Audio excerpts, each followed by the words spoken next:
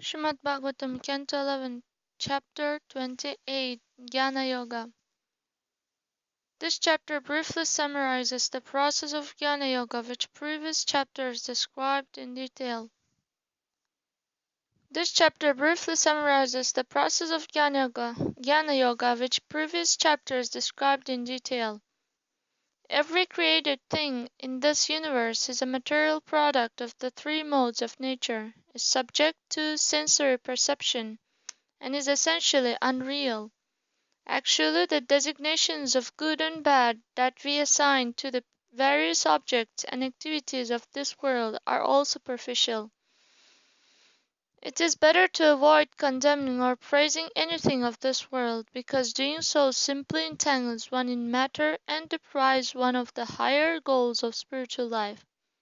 Hidden within every object of the material universe is the spirit soul, who underlies both the causes and products of manifest existence. One should see things in this light and thus move about the material world in a mood of detachment. As long as there is a relationship between the bodily senses, which are comprised of matter, and the soul, which is the reality, one will continue in false consciousness. Although material existence is unreal, those who lack discrimination remain entangled in the cycle of birth and death because of their absorption in sense gratification. All the phases of material life, such as birth, death, sorrow, and happiness, belong not to the soul but to the materialistic false ego. By learning to distinguish between the soul and its opposite, matter, one can destroy this false identification. There is a single absolute truth present at the beginning and at the end of this world. During its interim or maintenance phase, the cosmic manifestation is also founded upon the same absolute truth. This absolute Brahman exists everywhere, both positively by its manifestations and negatively by its aloofness. Brahman is unique in being self-sufficient, whereas this world is the expansion of Brahman produced through the material mode of passion. By the mercy of a bona fide spiritual master, one can understand absolute truth and come to appreciate the non-spiritual nature of the material body and its extensions. Desisting from engagement in material sense enjoyment, one then becomes satisfied in the ecstasy of the self. Just as the sun remains untouched by the coming and going of clouds, the discriminating liberated person remains unaffected by the activities of his senses. Nevertheless, until one becomes perfectly fixed in Bhakti Yoga, pure devotional service to the Supreme Lord, one should carefully avoid contacting material sense objects. An aspiring devotee may meet various obstacles and fall down, but in his next life he will continue his practice by dint of what he has already accomplished in devotional service. He will never again become bound up by the laws of karma. The man who is liberated and established in discrimination will under no circumstance seek false enjoyment by indulging in material sense gratification. He knows that the soul is changeless and that any contrary conception imposed on the pure self is sheer illusion. If during the immature stage of spiritual practice one suffers physical disease or other disturbances, the Vedas enjoin that he should certainly take proper measures to eradicate the problem. The prescribed remedies for lust and the other enemies of the mind are meditation on the Supreme Lord and Sankirtana, the loud chanting of his names. The remedy for the disease of false ego is rendering service to the Supreme Lord's saintly devotees. By practicing yoga, some non-devotees keep their bodies youthful and fit, and may even achieve mystic perfections or long life. But these attainments are actually worthless because they are perfections only of the material body. An intelligent person is therefore uninterested in this kind of process. Rather, by taking shelter of the lotus feet of the Supreme Lord, an aspiring devotee who is seriously dedicated to the Lord rids himself of all disturbances, and becomes empowered to attain the highest perfection, the full bliss of spiritual life. Text 1. Shri Bhagavan Vacha Parasvabhava Karmani Na Prasham Sinna Garhayet Vishwam Ekatmakam Pashyan Prakritya Purushenascha. Translation. The Supreme Personality of Godhead said, one should neither praise nor criticize the conditioned nature and activities of other persons. The other one should see this world as simply the combination of material nature and the enjoying souls, all based on the one absolute truth. Purport. Material situations and activities appear to be good, passionate, or ignorant according to the interaction of the modes of nature. These modes are produced by the illusory potency of the Lord, which is itself not different from its Master, the Supreme Personality of Godhead. So a devotee of the Lord remains aloof from the illusory temporary manifestations of material nature. At the same time, he accepts material nature as the potency of the Lord, and thus essentially real. The example may be given that modeling clay is shaped by a child into various playful forms such as tigers, men, or houses. The modeling clay is real, whereas the temporary shapes it assumes are illusory, not being actual tigers, men, or houses. Similarly, the entire cosmic manifestation is modeling clay in the hands of the Supreme Lord, who acts through Maya to shape the glaring temporary forms of illusion, which absorb the minds of those who are not devotees of the Supreme Personality of Godhead. Text 2. Parasvabhava karmani yaha prasamshati nindati sa shubhra prasyate svartat asati abhiniveshataha. Translation. Whoever indulges in praising or criticizing the qualities and behavior of others will quickly become deviated from his own best interests by his entanglement in illusory dualities. Purport. A conditioned soul desires to lord it over material nature and thus criticizes another conditioned soul whom he considers inferior. Similarly, one praises a superior materialist because one aspires to that superior position in which one may dominate others. Praising and criticizing other materialistic people are thus directly or indirectly based on envy of other living entities and cause one to fall down from swa-artha, one's real self-interest, Krishna consciousness. The words asati abhiniveshataha, by absorption in the temporary or unreal, indicate that one should not adopt the concept of material duality and praise or criticize other materialistic persons. The other one should praise the pure devotees of the Supreme Lord and criticize the mentality of rebellion against the personality of Godhead by which one becomes a non-devotee. One should not criticize a low-class materialist thinking that a high-class materialist is nice. In other words, one should distinguish between the material and the spiritual and should not become absorbed in good and bad on the material platform.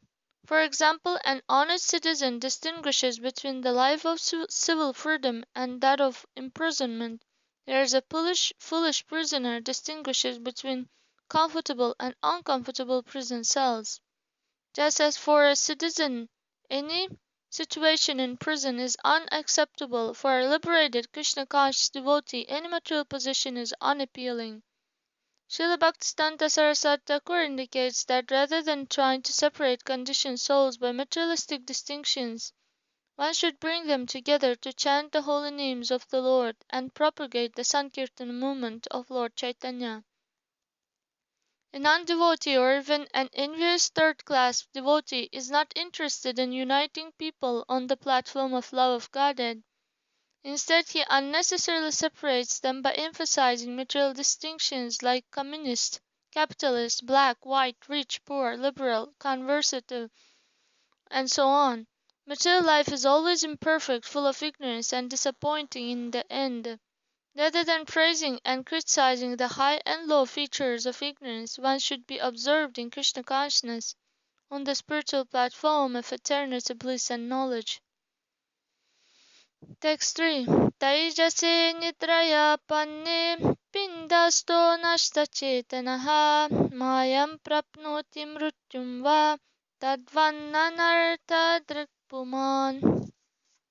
Translation: just as the embodied spirit soul loses external consciousness when its senses are overcome by the illusion of dreaming or the death-like state of deep sleep, so a person experiencing material duality must encounter illusion and death. Purport: the material senses are described here as taijasa because they are born of false ego in the mode of passion. Impelled by false ego, or one dreams of the material world without the personality of Godhead and makes plans to lord it over nature, to exploit her resources. Modern atheistic scientists have developed this false ego to a fine art and imagine themselves great heroes conquering the obstacles of nature and moving forward toward inevitable omniscience. Such dreamy materialists are repeatedly stunned by the crushing reactions of the laws of nature, and their arrogant agnostic civilizations are repeatedly annihilated by world wars, natural disasters, and violent shifts of the cosmic situation. On a simpler level, all conditioned souls are captivated by sex attraction and thus bound to the illusion of material society, friendship, and love. They imagine themselves to be wonderful enjoyers of the material nature, which suddenly turns against them and kills them, just like the tamed animal that suddenly turns on its master and kills him. Text 4. Kim bhadram kim abhadram va dvaitasya va vastunah kiyat vachoditam tat anritam manasadyatam evacha. Translation: that which is expressed by material words or meditated upon by the material mind is not ultimate truth. What therefore is actually good or bad within this unsubstantial world of duality, and how can the extent of such good and bad be measured? Purport: the actual truth is the Supreme Personality of Godhead, from whom everything emanates, by whom everything is maintained, and in whom everything merges to rest. Material nature is the reflection of the Absolute Truth, and by the interaction of the material modes of nature, the innumerable varieties of matter appear to be separate, independent truth. Maya, illusion, distracts the conditioned soul from the Absolute Truth and absorbs his mind in the glaring manifestation of matter, which ultimately is none different from the Absolute Truth, being an emanation from him. The sense of good and bad as separate from the Supreme Lord is like the good and bad dreams experienced by a sleeping person. Good and bad dreams are equally unreal. Similarly, material good and evil have no permanent existence separate from the personality of Godhead. The Supreme Lord is the well-wisher of every living entity, and therefore execution of his order is good, whereas disobeying his order is bad. Lord Krishna has created a perfect social and occupational system called Varnashram Dharma, and the Lord has further given perfect spiritual knowledge. In Bhagavad Gita and other literatures, execution of Lord Krishna's order will bring complete social, psychological, political, economic, and spiritual success to human society. We should not foolishly look for so-called good outside the orders of the personality of Godhead. Such orders are called the laws of God and constitute the essence or substance of religion. Text 5. Chaya pratyahvaya bhasa hyasantopi arthakarinyah evam dehadayo bhava yachanti amrityuto bhayam. Translation: although shadows, echoes, and mirages are only illusory reflections of real things, such reflections do cause a semblance of meaningful or comprehensible perception.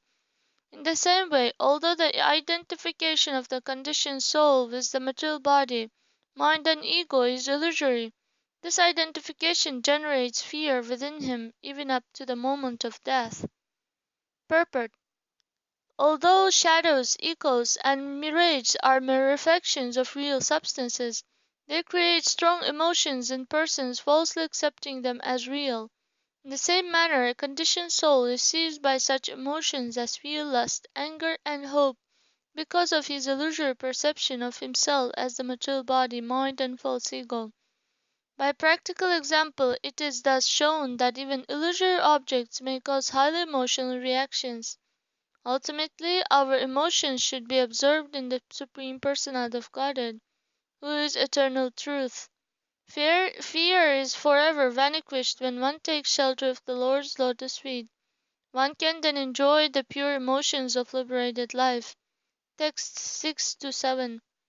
Atmaiva tatidam vishvam srijati prabhu trayate trati vishvatma hriyate haratishvaraha tasmannahi atmanonyasmat anyo bhavo nirupitaha nirupiteyam trividha nirmula bhatir atmani vidam gunamayam vithi trivitvam mayaya kritam.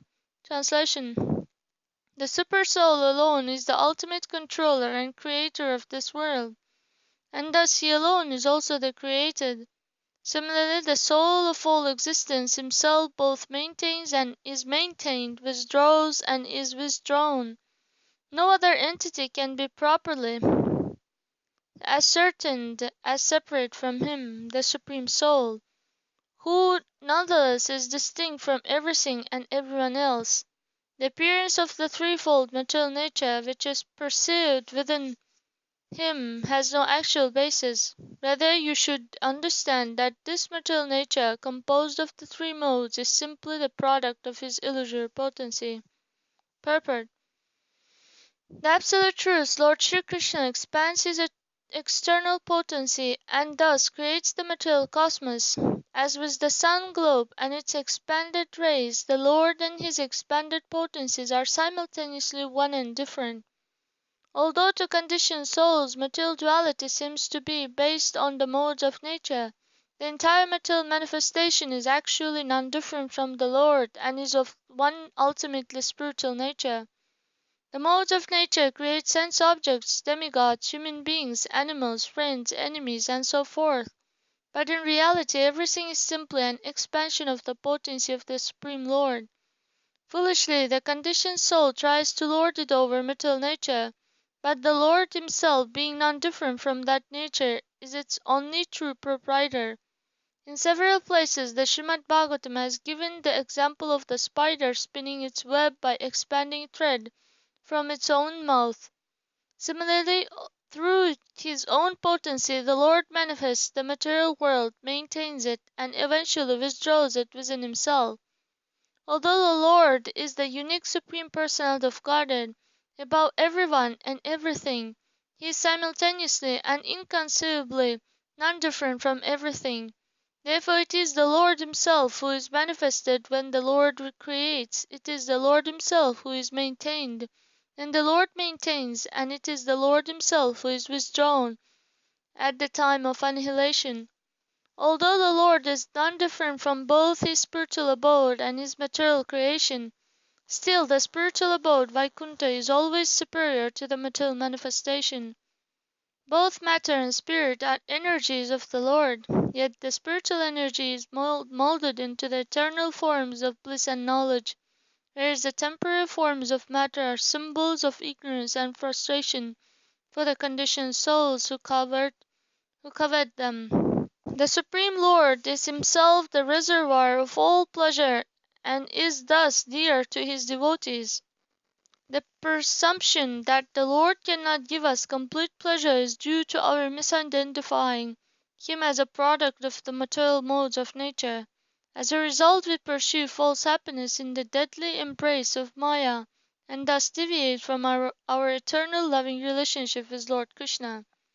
Text 8. Etat vidvan mat uditam jnana vijnana naipunam na nindati na chastat stauti loke charati suryavat. Translation: one who has properly understood the process of becoming firmly fixed in theoretical and realized knowledge, as described herein by me, does not indulge in material criticism or praise. Like the sun, he wanders freely throughout this world.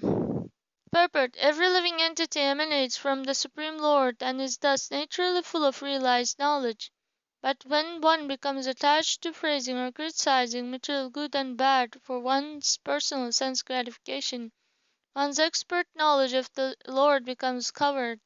A pure devotee should neither love nor hate any aspect of material illusion. He should rather accept whatever is favorable for serving Krishna and reject whatever is unfavorable, following the guidance of a bona fide spiritual master. Text 9. Pratyakshena nigamena samvida adi antavat asadyatva nisango vicharet iha. Translation: by direct perception, logical deduction, scriptural testimony, and personal realization, one should know that this world has a beginning and end, and so is not the ultimate reality. Thus one should live in this world without attachment. Purport: according to Srila Jiva Goswami, there are two main material dualities. The first duality is that one seems material good and bad, beautiful and ugly, rich and poor, and so on.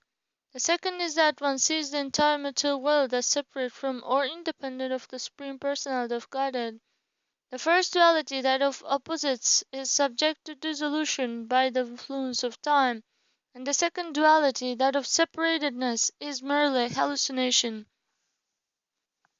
One is firmly convinced of the temporary illusory nature of this world, moves about freely, without attachment. Although engaging in all types of devotional service for the Lord, such a person is never entangled and remains cheerful and satisfied in spiritual consciousness. Text 10. Shri Uddhava Uvacha Naivatmano Nadihasya Samshritirdrashyaho Anatmasvadrishorisha Kasyasyat Upalambyate. Translation: Sri Uddhava said, my dear Lord, it is not possible for this material existence to be the experience of either the soul, who is the seer, or of the body, which is the seen object. On the one hand, the spirit soul is innately endowed with perfect knowledge, and on the other hand, the material body is not a conscious, living entity. To whom then does this experience of material existence pertain? Purport: since the living entity is pure spirit soul, innately full of perfect knowledge and bliss, and since the material body is a biochemical machine without knowledge or personal consciousness, who or what is actually experiencing the ignorance and anxiety of this material existence? The conscious experience of material life cannot be denied, and thus Uddhava asks Lord Krishna this question to elicit a more precise understanding of the process by which illusion occurs. Text 11. Atma vyayo gunaha suddhaha swayam jyotir anavritaha agnivat daruvat achit dehaha kasheha samrustihi. Translation: the spirit soul is inexhaustible, transcendental, pure, self-luminous, and never covered by anything material. It is like fire, but the non-living material body, like firewood, is dull and unaware. So in this world, who is it that actually undergoes the experience of material life? Purport: the words anavritaha and agnivat are significant here. Fire can never be covered with darkness because by nature fire is illuminating. Similarly, the spirit soul is swayam jyotihi, or self-luminous, and thus the soul is transcendental. He can never be covered by the darkness of material life. On the other hand, the material body, like firewood, is by nature dull and unilluminated. In itself, it does not have any awareness of life. If the soul is transcendental to material life, and the body is not even conscious of it, the following question arises: how does our experience of material existence actually take place? Text 12. Shri Bhagavan Vacha Yavat Dehendriya Pranayar Atmanaha Sannikarshanam Samsharaha Palavam Stavat Apartopi Avivekinaha. Translation. The Supreme Personality of Godhead said, as long as the foolish spirit soul remains attracted to the material body, senses, and vital force, his material existence continues to flourish, although it is ultimately meaningless. The Supreme Personality of Godhead said, as long as the foolish spirit soul remains attracted to the material body, senses, and vital force, his material existence continues to flourish, although it is ultimately meaningless. Purport. Here the word Sannikarshanam indicates that the pure spirit soul voluntarily connects himself with the material body, considering this a most fruitful arrangement. Actually, the situation is aparta, useless, unless one uses one's embodied situation to engage in the loving service of the Lord. At that time, one's connection is actually with Lord Krishna, not with the body, which becomes a mere instrument for executing one's higher purpose. Text 13. Arte hi avidyamanepi samvrishtirna nivartate Jayato Vishayanasya Swapninartha Gamoyatha.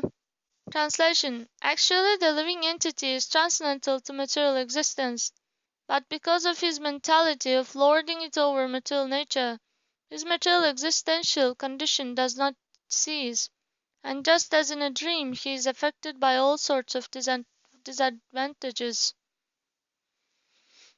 Actually, the living entity is transcendental to material existence, but because of his mentality of lording it over material nature, his material existential condition does not cease, and just as in a dream, he is affected by all sorts of disadvantages. Purport. This same verse and other very similar verses occur elsewhere in the Srimad Bhagavatam.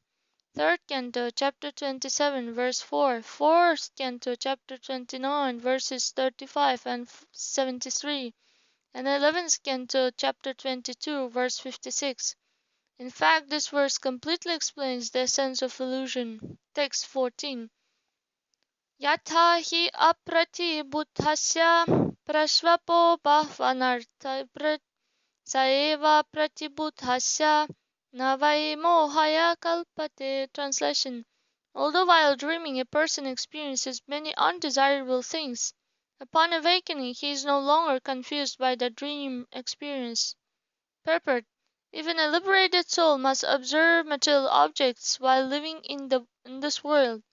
But being awake to Krishna consciousness, he understands that sensory pains and pleasures like dreams are without substance. Thus the liberated soul is not bewildered by illusion. Text 15. Sa soka harsha bhaya krodha lobha moha sprahadayaha ahankarasya drishyante janma mrityu suchanatmanaha. Translation. Lamentation, elation, fear, anger, greed, confusion, and hankering, as well as birth and death, are experiences of the false ego and not of the pure soul. Purport. False ego is the pure soul's illusory identification with the subtle material mind and the gross material body. As a result of this illusory identification, the conditioned soul feels lamentation for things lost, jubilation over things gained, fear of things inauspicious, anger at the frustration of his desires, and greed for sense gratification. And so, bewildered by such false attractions and aversions, the conditioned soul must accept further material bodies, which means he must undergo repeated birth and death. One who is self-realized knows that all such mundane emotions have nothing to do with the pure soul, whose natural propensity is to engage in the loving service of the Lord. Text 16. Dehendriya prano mano bhimano jivantar atma guna karma murtihi sutram mahaniti urucheva gitaha samsara adhavati kala tantraha. Translation. The living entity who falsely identifies with his body, senses, life air, and mind, and who dwells within these coverings, assumes the form of his own materially conditioned qualities and work. He is designated variously in relation to the total material energy, and thus, under the strict control of supreme time, he is forced to run here and there within material existence. Purport: false ego, which causes the living entity to suffer material existence, is here described in detail as the illusory identification with the material body, senses, life, air, and mind. The word Kala refers directly to the Supreme Personality of Godhead, who imposes the limiting segments of time upon the conditioned souls, keeping them tightly bound under the laws of nature. Liberation is not an impersonal experience. Liberation is attainment of one's eternal body, senses, mind, and intelligence in the association of the personality of Godhead. We can revive our eternal liberated personality free from the contamination of false ego by dedicating ourselves to the loving service of the Lord in Krishna consciousness. When the pure spirit soul accepts the false ego, he must undergo material suffering. One automatically conquers the false ego by accepting oneself in pure Krishna consciousness to be the eternal servant of the Lord. Text 17. Amulam etad bahuruparupitam manovachaha prana sharira karma jnanashinopasanyashitena Chitva munirgam vicharati atrishnaha. Translation: although the false ego has no factual basis, it is perceived in many forms as the functions of the mind, speech, life air, and bodily faculties. But with the sword of transcendental knowledge, sharpened by worship of a bona fide spiritual master, the sober sage will cut off his false identification and live in this world free from all material attachment. Purport: the word Bahurupa Rupita, perceived in many forms, also indicates that the false ego is manifest in the belief that one is a demigod, a great man, a beautiful lady, an oppressed worker, a tiger, a bird, an insect, and so on. By the influence of false ego, the pure soul accepts some material covering to be his ultimate self, but such ignorance can be removed by the process described in this verse. Text 18. Jnanam viveko nigamastapascha pratyaksham aitihyam athanumanam adi antayorasya yadeva kevalam kalascha hetusu Chatadevam Hatye. Translation: real spiritual knowledge is based on the discrimination of spirit from matter, and it is cultivated by scriptural evidence, austerity, direct perception, reception of the Puranas, historical narrations, and logical inference. The absolute truth, which alone was present before the creation of the universe, and which alone will remain after its destruction, is also the time factor and the ultimate cause. Even in the middle stage of this creation's existence, the absolute truth alone is the actual reality. Purport: material scientists and philosophers are desperately searching for the ultimate material cause or principle, which is described here as Kala, the time factor. The material process of cause and effect takes place entirely within a sequence of time. In other words, the time factor is the motivating impetus for material cause and effect. This time factor is a manifestation of the Supersoul, the form of the Supreme Lord that pervades and supports the cosmic manifestation. The method for acquiring knowledge is scientifically described here, and those who are serious, reasonable scholars will take advantage of the transcendental epistemology revealed here by the Lord. Text 19. Yatha hiranyam svakritam purastat paschatcha sarvasya hiranmayasya tadeva madhye vyavaharyamanam nana pada deshair aham yasya tadvat. Translation: gold alone is present before its manufacture into gold products. The gold alone remains after the product's destruction, and the gold alone is the essential reality while it is being utilized under various designations. Similarly, I alone exist before the creation of this universe, after its destruction and during its maintenance. Purport: gold is manufactured into many types of jewelry as well as into coins and other luxurious products. But at each stage before during utilization, and afterward, the essential reality is gold. In the same way, the Supreme Personality of Godhead is the essential reality, both the dynamic and the ingredient cause of everything. All throughout the material creation, the Lord is simply setting into motion His own potency, which is not different from Him. Text 20. Vijnanam metatri avastam anga gunatrayam karana karya kartir samanvayena vyatirekataschа yenaiva turyena tadeva satyam. Translation: the material mind manifests in three phases of consciousness: wakefulness, sleep, and deep sleep, which are products of the three modes of nature. The mind further appears in three different roles: the perceiver, the perceived, and the regulator of perception. Thus the mind is manifested variously throughout the threefold designations.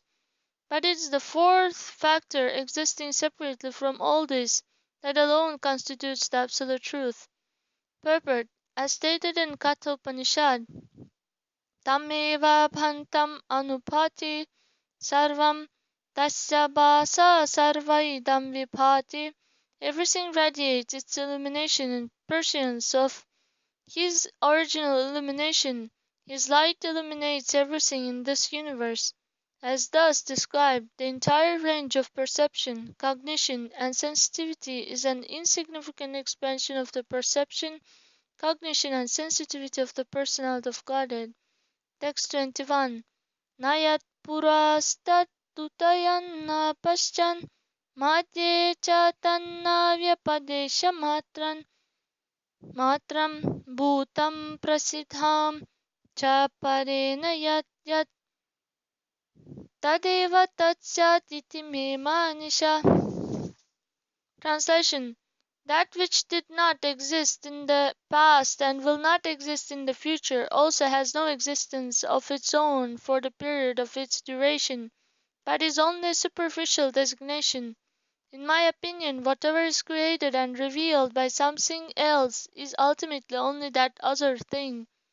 Purport: although all material products such as our bodies are temporary and thus ultimately false, the material world is a real manifestation of the Lord's potency. The basic substance or reality of this world is the Personality of God Himself, whereas the temporary designations imposed by the conditioned souls are illusion. Thus we consider ourselves American, Russian, British, German, Indian, black, white, Hindu, Muslim, Christian, and so forth. In fact, we are the marginal potency of the Supreme Lord. But by attempting to exploit the Lord's inferior material potency, we have become entangled in illusion. Everything should be properly defined in terms of the Personality of Godhead, who is the essential reality of this and all other worlds. Text 22. Avidyamanopi avabhasateyo vaikariko rajasa sarga eshaha Brahma swayam jyoti ato vibhati brahmendriyarthatma vikara chitram. Translation: although thus not existing in reality, that this manifestation of transformations created from the mode of passion appears real because the self-manifested, self-luminous absolute truth exhibits himself in the form of the material variety of the senses, the sense objects, the mind, and the elements of physical nature. Purport: the total material nature pratana is originally undifferentiated and inert, but later it undergoes transformation when the Supreme Lord, through His time agent, glances upon it and activates the mode of passion. Material transformation thus takes place and is exhibited as the Lord's inferior energy. In contrast, the Supreme Lord's personal abode possesses eternal variety, which is the self-luminous, eternal opulence of the Absolute Truth, and is not subject to material creation, transformation, or annihilation. The material world is in this way simultaneously one with and different from the Absolute Truth. Text 23. Evam sputam brahma viveka hetubhihi Parapavadena visharadena Chitvatma sandeham uparameta Svananda tushto kila kamukepyaha. Translation. Thus clearly understanding by discriminating logic the unique position of the Absolute Truth, one should expertly refute one's misidentification with matter and cut to pieces all doubts about the identity of the Self. Becoming satisfied in the soul's natural ecstasy, one should desist from all lusty engagements of the material senses. Text 24. Natma vapuhu partivam indriyani devahya survayur jalam huta saha mano na matram dhishana cha sattvam ahan kritihi kam kshitir artha samyam. Translation. The material body made of earth is not the true self, nor are the senses their presiding demigods or the air of life, nor is the external air, water, or fire of one's mind. All these are simply matter. Similarly, neither one's intelligence, material consciousness, nor ego, nor the elements of ether or earth, nor the objects of sense perception, nor even the primeval state of material equilibrium can be considered the actual identity of the soul. Text 25. Samahitaihi kahkaranair gunatmabhir guno bhaven matsuvi viktadamanaha vikshipya manairutta kim nu dushanam ganairupetair vigatairavehe kim. Translation. For one who has properly realized my personal identity as the Supreme Godhead, what credit is there if his senses, mere products of the material modes, are perfectly concentrated in meditation? And on the other hand, what blame is incurred if his senses happen to become agitated? Indeed, what does it mean to the sun if the clouds come and go? Purport. A pure devotee of the Lord is considered eternally liberated because he has perfectly understood the Lord's transcendental personality and abode, and is always engaged in serving the Lord's mission within this world. Although superficially such a devotee may appear agitated by events in the material world while engaged in the Lord's mission, this does not change his exalted status as the Lord's eternal servitor. Just as the exalted status of the sun is not changed even when the sun is apparently covered by clouds. Text 26. Yata anabho na vaiv analambu gunair ga gata gatair vartu gunair na sajjate tathaksharam satvarajastamo malair Aham matehe samrishti hetubihi param. Translation. The sky may display the various qualities of the air, fire, water, and earth that pass through it, as well as such qualities as heat and cold, which continually come and go with the seasons. Yet the sky is never entangled with any of these qualities. Similarly, the Supreme Absolute Truth is never entangled with the contaminations of goodness, passion, and ignorance, which cause the material transformations of the false ego. Purport. The word aham matehe here indicates the conditioned living entity who becomes manifest with the false ego of a particular material body. By contrast, the personality of Godhead is unaffected by the modes of nature, and thus he is never covered by a material body and never subject to false ego. As described here, the Lord is eternally infallible and pure. Text 27. Tathapi sangaha parivarjaniyo guneshu maya rachiteshu stavat madbhakti yogena dhritena yavat rajo nirashyeta manaha kashayaha. Translation: Nevertheless, until by firmly practicing devotional service to me, one has completely eliminated from his mind all contamination of material passion, one must very carefully avoid associating with the material modes which are produced by my illusory energy. Purport: The word Tathapi in this verse indicates that even though the material nature is undifferent from the Supreme Lord, as elaborately described in this chapter, one who has yet to conquer material desire should not artificially associate with material things, declaring them to be non-different from the Lord. Thus, one aspiring to be Krishna conscious should not loosely associate with women, claiming them to be non-different from the personality of Godhead, for by such imitation of the most advanced devotees one will become a sense gratifier. A native devotee who presumes himself liberated is impelled by the mode of passion to become falsely proud of his position, and thus he neglects the actual process of devotional service to the Lord. One must have firm and steady engagement in the loving service of the Lord. Under the direction of higher authorities, then advancement in Krishna consciousness will be easy and sublime. Text 28. Yatha mayo sadhu chikitsito nirnam punaha punaha santu dati prarohan evam mano pakva kashaya karma kuyoginam vidyati sarvasangam. Translation: Just as an improperly treated disease recurs and gives repeated distress to the patient, the mind that is not completely purified of its perverted tendencies will remain attached to material things and repeatedly torment the imperfect yogi. Purport: Sarva Sangam refers to one's stubborn attachment to material objects of so-called enjoyment such as children, wife, money, nation, and friends. One who increases his attachment to children, wife, and so on, although supposedly performing devotion service to Lord Krishna, is understood to be either a kuyogi, as described in this verse, or a bewildered native who has failed to properly treat the disease of the heart called material attachment.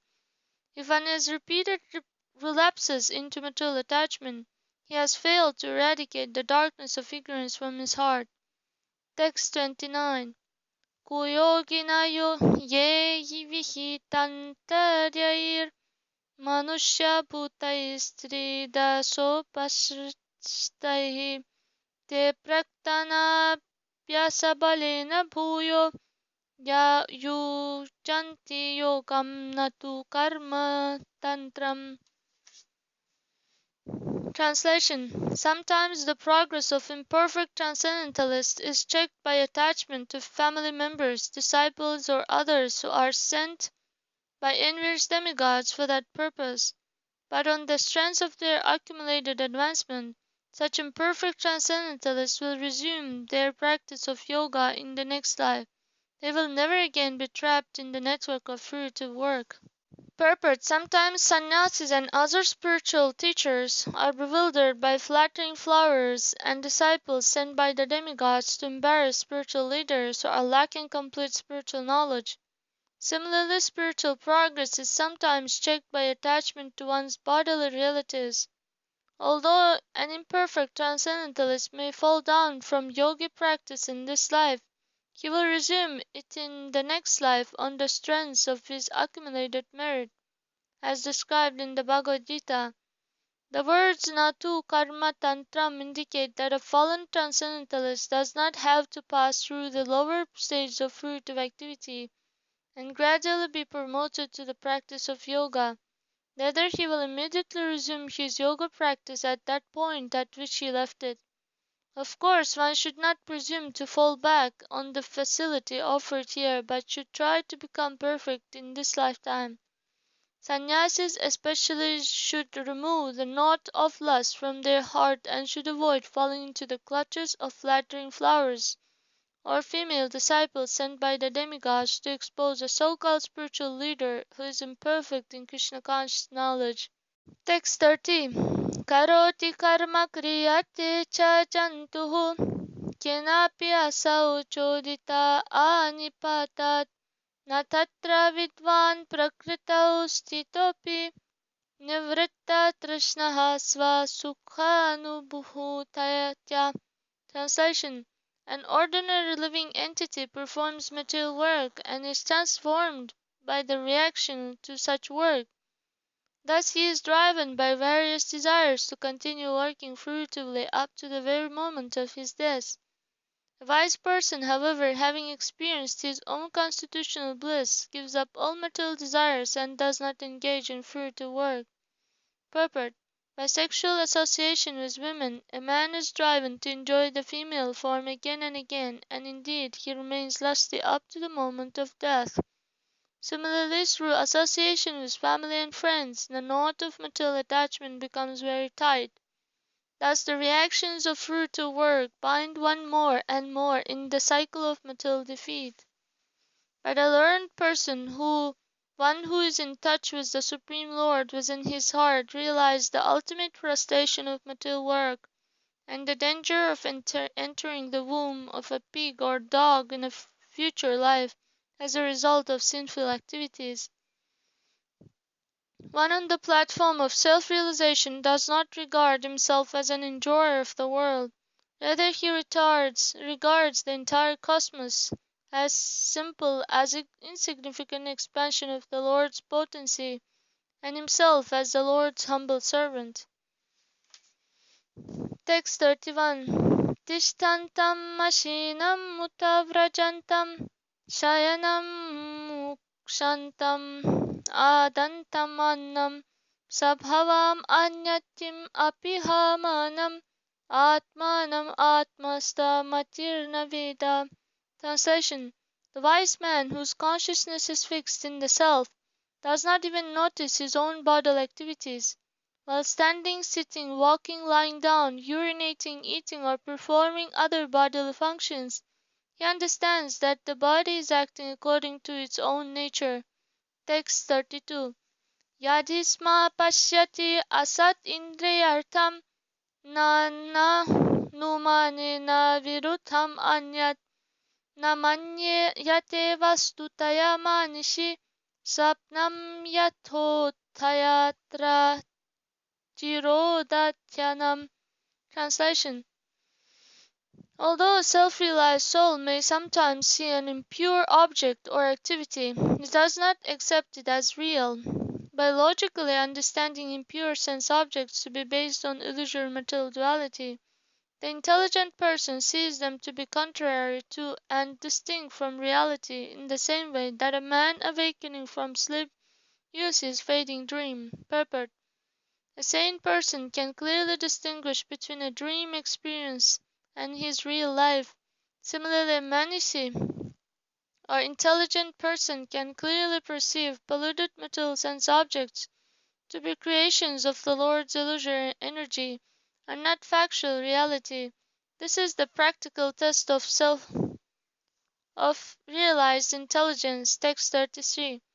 Purvam gritam guna karma chitram Ajnanam atmani aviviktamanga nivartate ta punarikshayaiva na grihyate napi vishrujatma. Translation: material in essence, which expands into many varieties by the activities of the modes of nature, is wrongly accepted by the conditioned soul to be identical with the self. But through the cultivation of spiritual knowledge, my dear Uddhava, the same essence fades away at the time of liberation. The eternal self, on the other hand, is never assumed and never abandoned. Purport: it is emphasized here that the eternal self is never assumed or imposed as a material designation, nor is it ever abandoned. As explained in the Bhagavad Gita, the soul is eternally the same and does not undergo transformation. The modes of nature, however, create the gross material body and subtle mind as a result of one's previous fruitive activities, and these gross and subtle bodies are imposed upon the soul. Thus the living entity can neither assume nor reject the soul, which is an eternal fact, whether he should give up the gross ignorance of material consciousness by cultivating spiritual knowledge as indicated here. Text 34. Yatha hi bhanurudayo nrchakshusham tamo nihanyam natu sadvidhate evam samiksha nipunna satime hanyattamishram purushasya bhutehe. Translation: when the sun rises, it destroys the darkness covering men's eyes, but it does not create the objects they then see before them, which in fact were existing all along. Similarly, potent and factual realization of me will destroy the darkness covering a person's true consciousness. Text 35. Esha svayam jyotirajyo prameyo mahanubhutihi sakalanubhutihi eko dvitiyo vachasam virame yeneshita yag vag asavas charanti. Translation: the Supreme Lord is self-luminous, unborn, and immeasurable. He is pure transcendental consciousness and perceives everything. One without a second, he is realized only after ordinary words cease. By him the power of speech and the life airs are set into motion. Purport: the Supreme Lord is self-luminous, self-manifest, manifested, whereas the individual living entity is manifested by him. The Lord is unborn, but the living entity, because of material designative coverings, takes birth in conditioned life. The Lord is immeasurable, being all-pervasive, whereas the living entity is localized.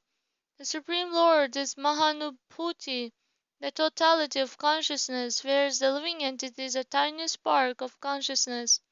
The Lord is Sakalanubhuti, omniscient, whereas the living entity is aware only of his own limited experience. The Supreme Lord is one, whereas the living entities are innumerable. Considering all these contrasts between the Lord and ourselves, we should not waste time like the foolish material scientists and philosophers who struggle to find the origin of this world by their insignificant mental speculation and word jugglery. Although one may discover some of the gross laws of material nature through material research, there is no hope of achieving the absolute truth by such petty endeavors. Text 36. Etavan atma sammoho yadvikalpastu kevale atmante svam atmanam avalambona yasyahi. Translation: whatever apparent duality is perceived in the self is simply the confusion of the mind.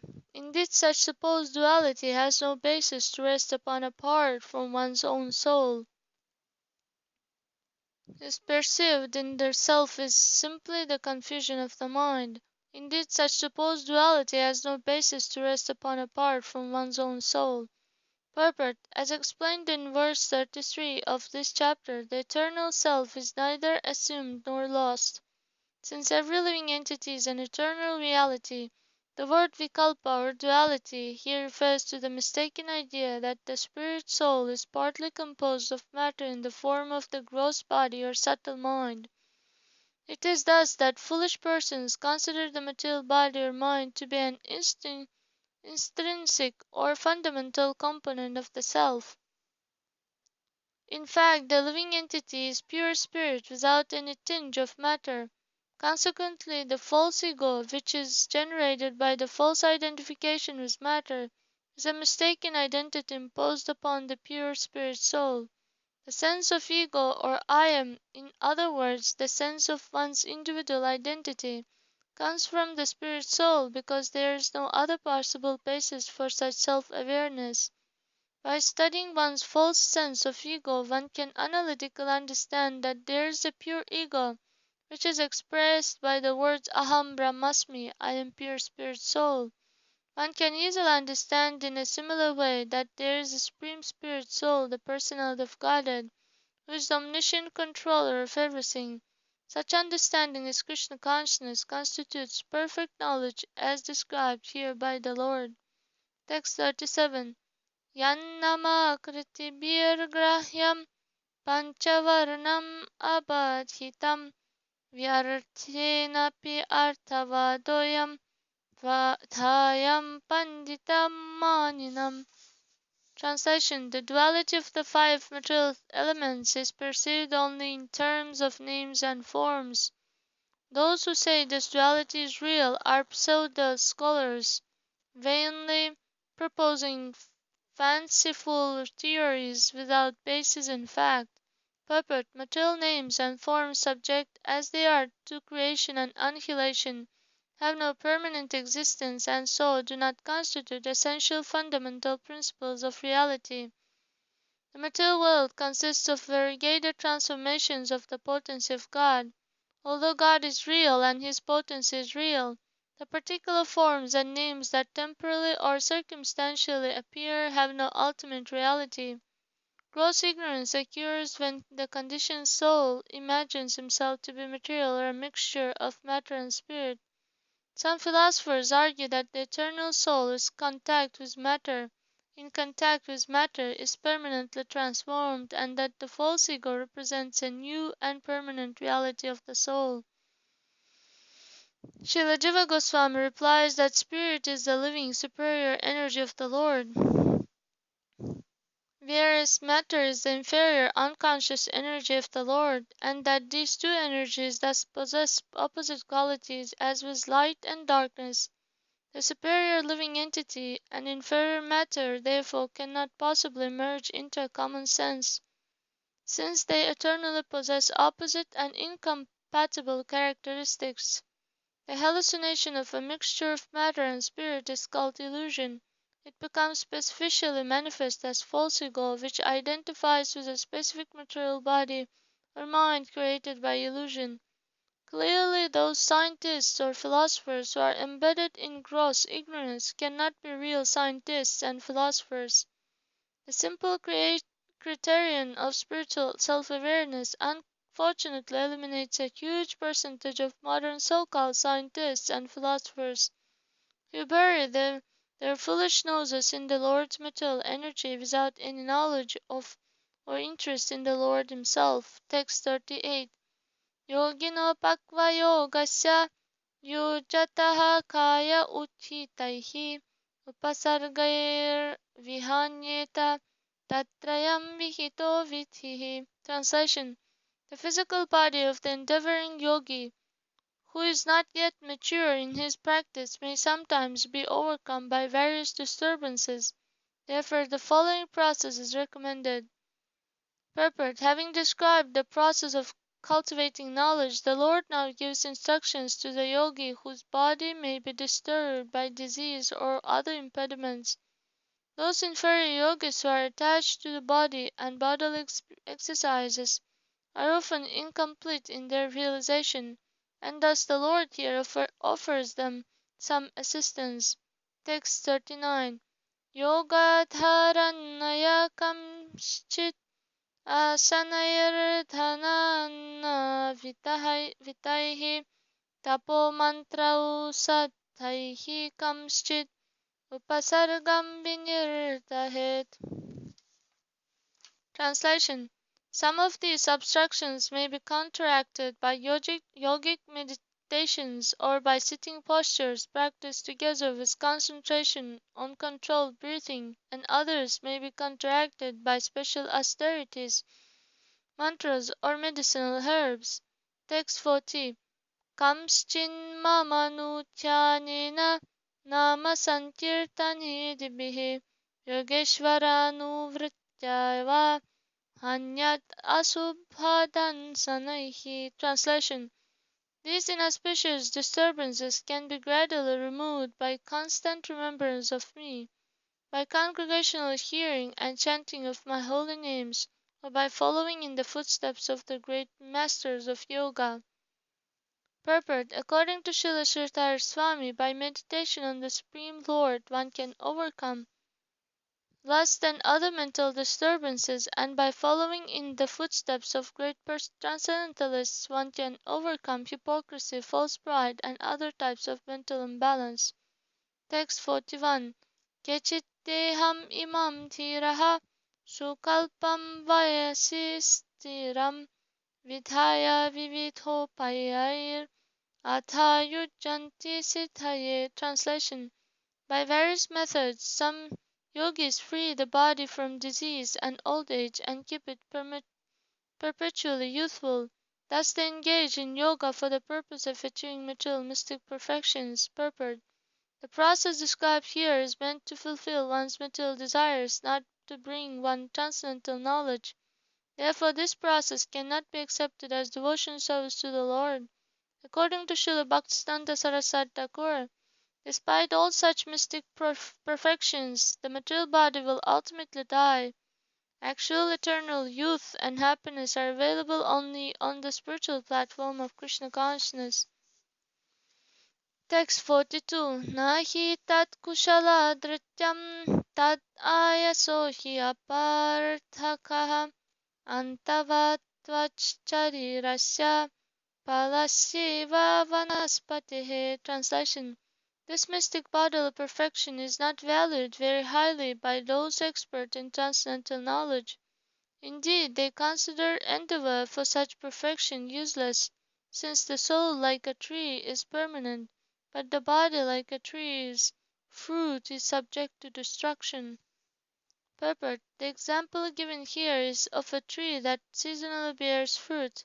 The fruit exists for a very short time, whereas the tree may exist for thousands of years. Similarly, the spirit soul is eternal, whereas the material body, even when preserved as long as possible, is destroyed relatively quickly.